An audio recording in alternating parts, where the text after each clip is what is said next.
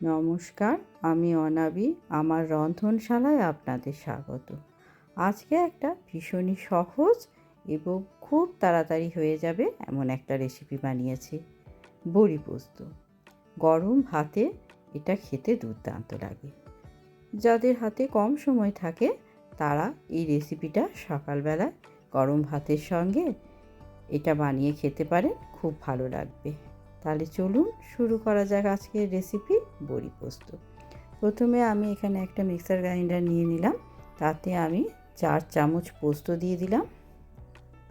এবার আমি এর মধ্যে একটা কাঁচা লঙ্কা দিয়ে দিচ্ছি আর অল্প একটুখানি লবণ দিয়ে দিচ্ছি, দিয়ে এটার একটা মিহি পেস্ট তৈরি করে নেব।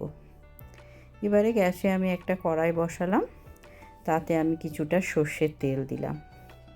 তেলটা গরম হয়ে গেলে আমি এখানে কিছুটা বিউলির ডালের বড়ি নিয়ে নিলাম, সেটা এর মধ্যে দিয়ে দিলাম। আমি এখানে 150 গ্রাম মতো বিউলির ডালের বড়ি নিয়েছি। আপনারা আপনাদের পরিমাণ মতো বড়িটা নেবেন। যে পরিমাণ বড়ি নেবেন সেটাই আন্দাজ করে আপনাকে পোস্তটা নিয়ে নিতে হবে।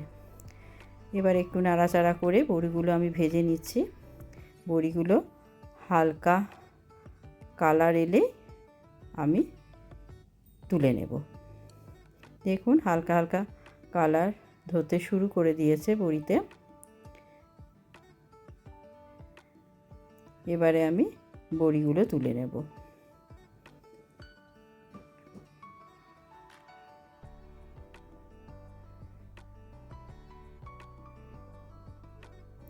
খুব তাড়াতাড়ি রেসিপিটা বানানো যায় আর খেতে কিন্তু ভীষণই ভালো লাগে। এরপর আমি কড়াইয়ে আরও একটুখানি তেল দিয়ে দিচ্ছি। তেলটা একটু গরম হয়ে গেলে আমি এখানে অল্প একটুখানি কালো জিরে দিয়ে দিলাম, আর যে পোস্তটা আমি বেটে রেখেছি সেই পোস্তটা আমি এখানে দিয়ে দেব। পোস্তটা হালকা একটু তেলের মধ্যে আমি ভেজে নেব।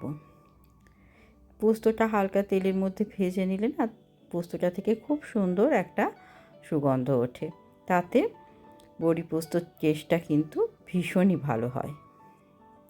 তাই হালকা করে একটু নাড়াচাড়া করে নিচ্ছি। এবারে অল্প একটুখানি হলুদ দিয়ে দিলাম, দিয়ে নিয়ে একবার মিশিয়ে নিচ্ছি। হালকা করে ভেজে নিলাম পোস্তটা। এবারে যে বড়িগুলো আমি ভেজে রেখেছি সেই বড়িগুলো এর মধ্যে দিয়ে দেব, দিয়ে পোস্তটার সঙ্গে খুব ভালোভাবে বড়িটাকে মিশিয়ে নেব। এবারে পরিমাণ মতো জল দিয়ে দেব। সবসময় মাথায় রাখবেন বড়ি কিন্তু ভীষণ তাড়াতাড়ি জল টেনে নেয়, এজন্যে একটু বেশি পরিমাণ জল দিতে হবে। একটু নাড়াচাড়া করে দিলাম। এবারে মিক্সার গ্রাইন্ডার ধুয়ে পোস্ত যেটুকু লেগেছিল সেই জলটা আমি দিয়ে দিলাম, আর একটু ভালোভাবে নাড়াচাড়া করে দিলাম। এবারে আমি এর মধ্যে কিছুটা লবণ দিয়ে দিলাম আর 2টো কাঁচা লঙ্কা চিড়ে দিয়ে দিলাম। এবার একটা ঢাকা দিয়ে এটা আমি 5 মিনিট রান্না হতে দেব। 5 মিনিট পর আমি ঢাকাটা খুলে আপনাদের দেখাচ্ছি। দেখুন জলটা অনেকটাই শুকিয়ে গেছে, আর খুব বেশিক্ষণ আমি রান্না করব না।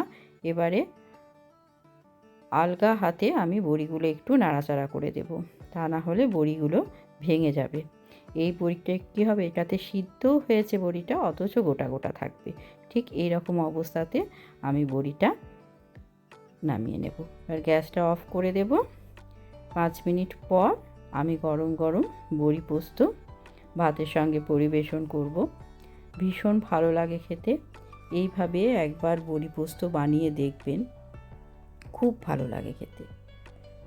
যাদের হাতে কম টাইম থাকে, যারা সকালেই কাজে বেরিয়ে যান, তারা কিন্তু এইভাবে তাড়াতাড়ি বড়ি পোস্ত রান্না করে খেয়ে দেখতে পারেন। আশা করি আপনাদের ভালো লাগবে। কেমন লাগলো আজকের রেসিপি জানাবেন, আর অবশ্যই একবার রান্নাটা করবেন। ধন্যবাদ।